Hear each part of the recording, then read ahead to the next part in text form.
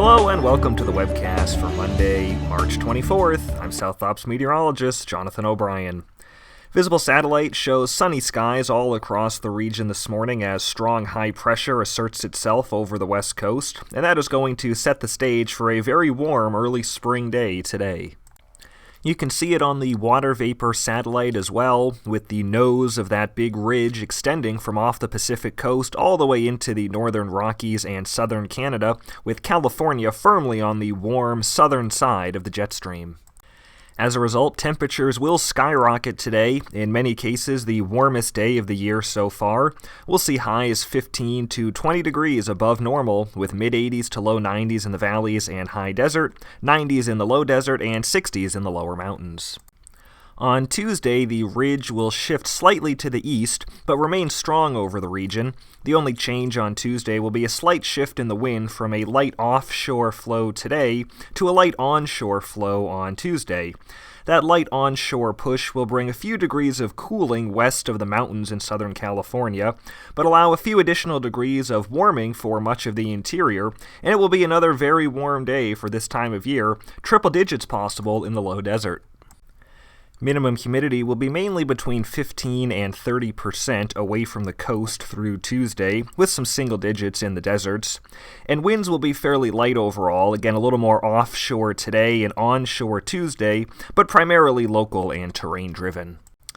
We start to see some pretty big changes by mid and late week, however. The ridge will weaken significantly and shift well off to the east as Pacific troughing approaches the west coast, creating a more zonal flow pattern over California.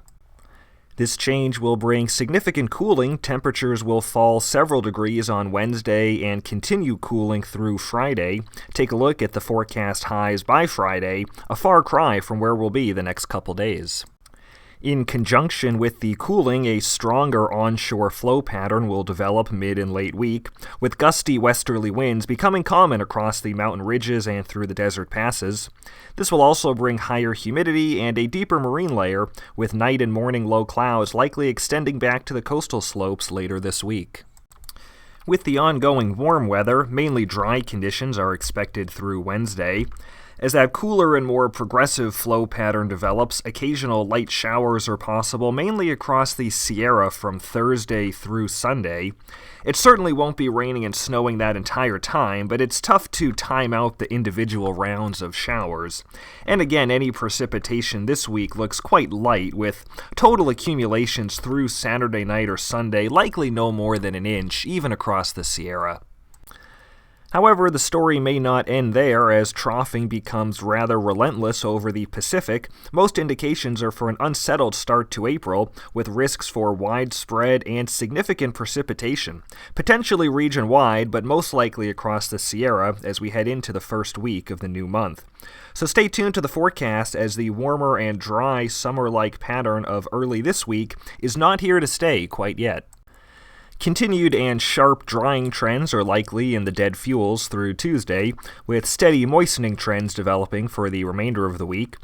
Widespread green-up is present across the lower to mid-elevations, and seasonal upward trends in live fuel moistures continue. Flammability is generally limited across the region at the moment, which is typical for this time of year. And given that, there will continue to be little or no fire activity across the region through the forecast period, with likely still at least a few to several weeks before we start to see any uptick in potential. That's it for today's webcast. Thanks for joining us. The next one will be on Wednesday, March 26th.